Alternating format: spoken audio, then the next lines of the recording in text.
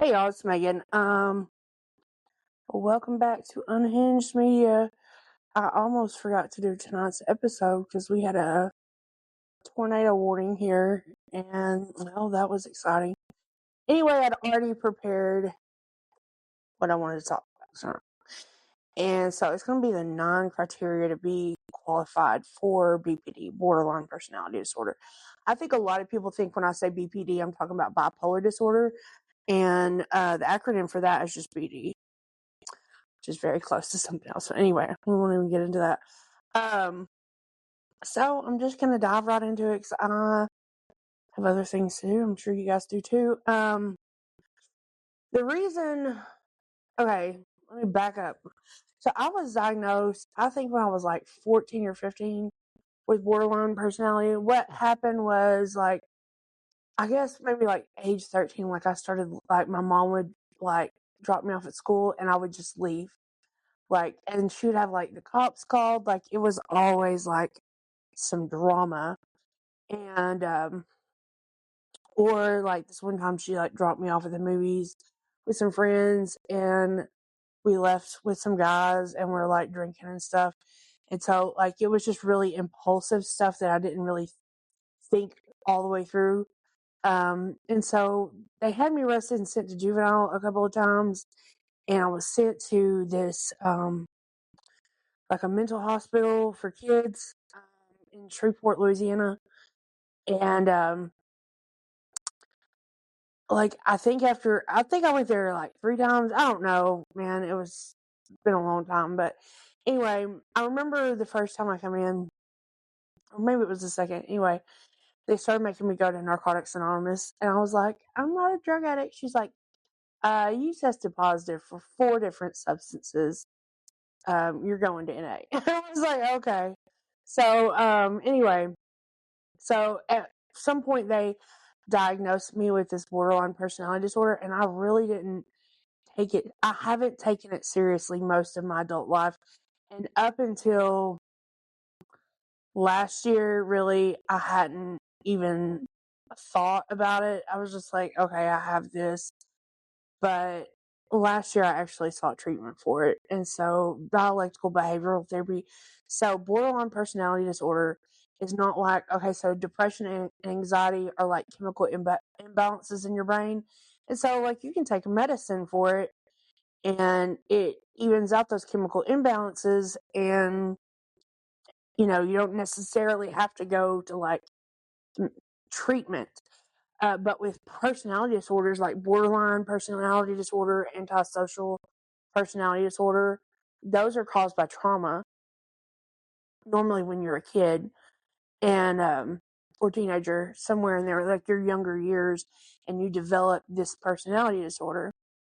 And so the best treatment for this, after I did some research, found that it is dialectical behavioral therapy.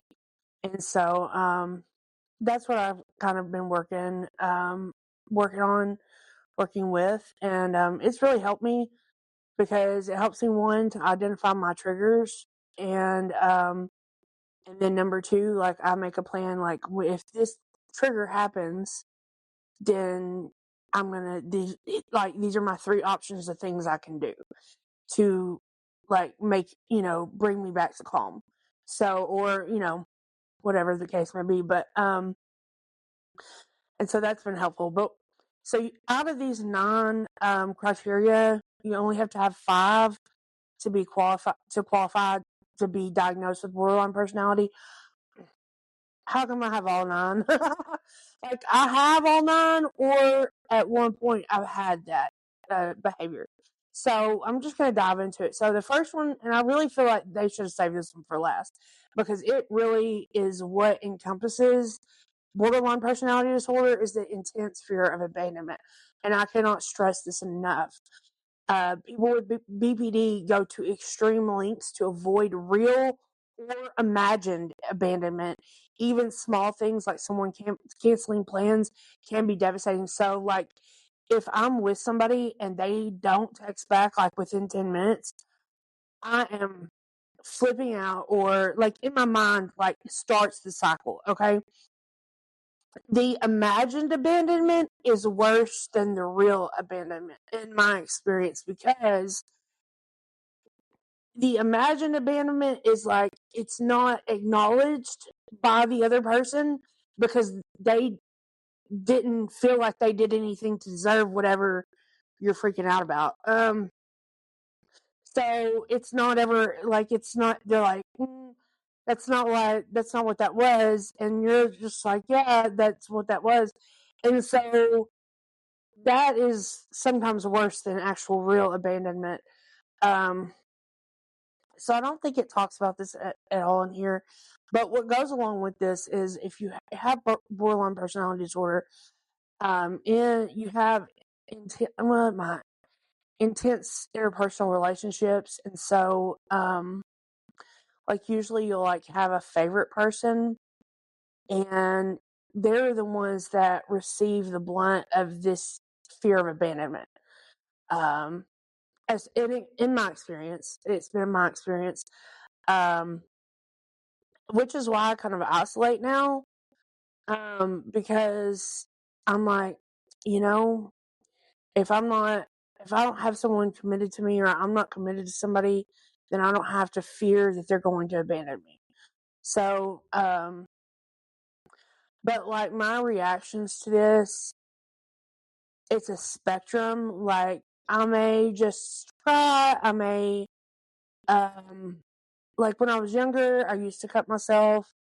Um, Substances, like I could go get high or drink or whatever the case may be, or dangerous driving. Like I could react to this situation in all those ways.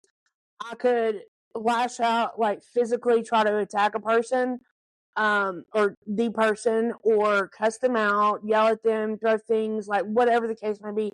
Like I am physically reacting to this. I'm not, it's not just a mental thing. It's my body is doing something to react to this. Like I may attack a person, I may cuss them out. Yeah, so that a fear of abandonment is like the biggest thing for me with this borderline, because I don't really want to go into why I feel like this. I'm just not ready to go public with that yet. So anyway, moving on. Unstable relationships. So, relationships often swing between extremes. Someone might idolize a person one moment and feel deeply hurt or angry with them the next. So yeah, like when I'm in a relationship with somebody, like I put them up on a pedestal, and if they do something that hurts me, then I'm going to do everything in my power to try to hurt them as badly as I possibly can. So, yeah. So that's what makes the relationship unstable, because that's not any kind of healthy way to react. Like communication is important, and if you're trying to retaliate on some because of something, that's not like clear communication. Unclear or unstable self-image. We're on number 3 now. You may struggle with a sense of identity, change your goals, values, opinions, or even how I see myself. Yeah, so like my hobbies, what I like, what I dislike, changes like the wind. One day I'm into painting. Last year I started another podcast, did 6 episodes, stopped. Now I'm back doing this podcast, the clothing store. Like I'm always with different hobbies. Um, and my values and opinions may change depending on who I'm around, and definitely how I see myself depends on the person I'm around. Okay, we've got some high winds coming back through, so it may, I don't know if y'all can hear. I got the microphone this time, so impulsive or risky behavior. So this is another big one. Reckless spending. That one's horrible. So it really goes along with substance abuse. So if I'm not getting high and I'm working and I have money to spend, I'm gonna blow it on bullshit. Really. Makeup, purses, jewelry, shoes are my favorite. My favorite things to blow money on clothes, you know. Um, if I'm getting high though, like most of my money's going there. So, but even when I was getting high, man, like I just like to blow money and like buy different color lighters and stupid shit. Um, different anyway. Unsafe sex, binge eating. God, that was horrible. I feel like my eating disorder is like a roller coaster. Like one day I'm binge eating, and the next day, like I may go 2 or 3 days without eating. Like some weekends, I have like it's been like Sunday night, and I've been like, damn, I haven't eaten all weekend, and that's completely sober. So, yeah, eating disorder definitely goes along with this too. Um, self harm or suicide. Okay, so the self harm one is the one I was talking about. I don't really feel like I do anymore, but I used to cut myself. Um, and I have kind of attempted suicide before. It wasn't like I almost died type of thing, but it was like I did this because I wanted to die because I was feeling emotionally unstable. Um, so yeah, like when I was 15, well, I don't know how old I was. My whole teenage years were a blur. I took my mom's whole bottle of Xanax, the whole thing, trying to kill myself. And then so my granddad takes me to the hospital, the ER, and they're like, "Oh, the doctor tells me you can't overdose on Xanax. That's the good news." I was like, "What?" I was like, "Damn, a bitch can't even kill herself right." Okay, so extreme emotional swings. God, I can be happy one minute, laughing my ass off, and then the next minute I'm bawling my eyes out. Like it's horrible. I hate it. Um, Also, I'm really good at masking. So I could be down on the inside and like nobody around me knows it because I'm pretending like everything's okay and not talking about what I'm feeling. So yeah, I'm really good at masking so that when I do fall apart, it's like a shock to everybody around me because they had no idea I was like mentally going through what I was going through. And it's often triggered by interpersonal stress or perceived rejection. Chronic feelings of emptiness. A lot of people with BPD describe feeling empty, numb, or like something else is missing inside. That's me. I've like for years now been like, I'm just a shell of a person. I'm not really a person. Like I'm just completely empty on the inside. I still feel like that. Like I don't know how to explain it any other way. Like I just don't feel like I'm a person sometimes. I feel like I'm a shell of a person. Like there's nobody really existing in here. I don't. It's a weird feeling. And then I'm like, does nobody else feel like this? Am I the only one? I'm the only crazy one. Okay. And then intense anger or difficulty controlling anger. Uh, Outburst, sarcasm, like the outbursts are really bad. Sarcasm is a 10 out of 10. I would actually, if I was to use one word to describe my personality, it would be sarcastic. I'm a very, very sarcastic person. Bitterness or feeling like anger is overwhelming. This is the last one. Stress related paranoia or dissociation. Um, so I dissociate. There's this thing called BPD eyes where you have just like this blank stare and your pupils are dilated. And I just kind of detach from reality because I'm stressed out or my feelings are overwhelming or somebody's done something that I'm suspicious of. Um, I think you can even have hallucinations during this. I don't, anytime that I've really gone through, well, I'm not going to say that. A lot of times when I went through this, I was on substances. So it's hard to know if the hallucinations were because of the substances or because of the BPD, or maybe a mixture of both. But yeah, I would experience that for sure.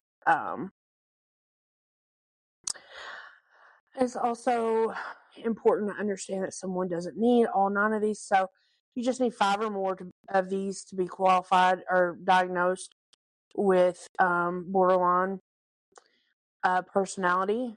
Like I said, the very first one, the fear of abandonment. I feel like, yeah, you only need 5, but if you don't have that intense fear of abandonment, I don't feel like you have borderline personality disorder. I feel like you have to have that one and then at least 4 other ones to be diagnosed. That's just how I feel. Because that's the worst one for me. The other ones are semi easy to manage, especially if I'm sober. If I'm not sober, all this shit's just running rampant. Like, there's no controlling most of it. But, yeah. So, yeah, we're at 16 minutes.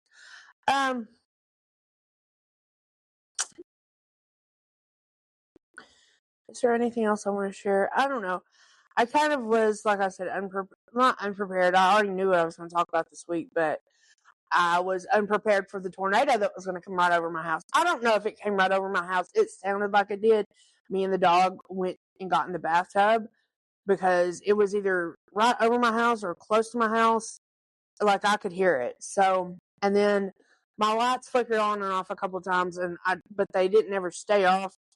And then my internet went off and came back on. So, but we're okay. Me and Boots are okay.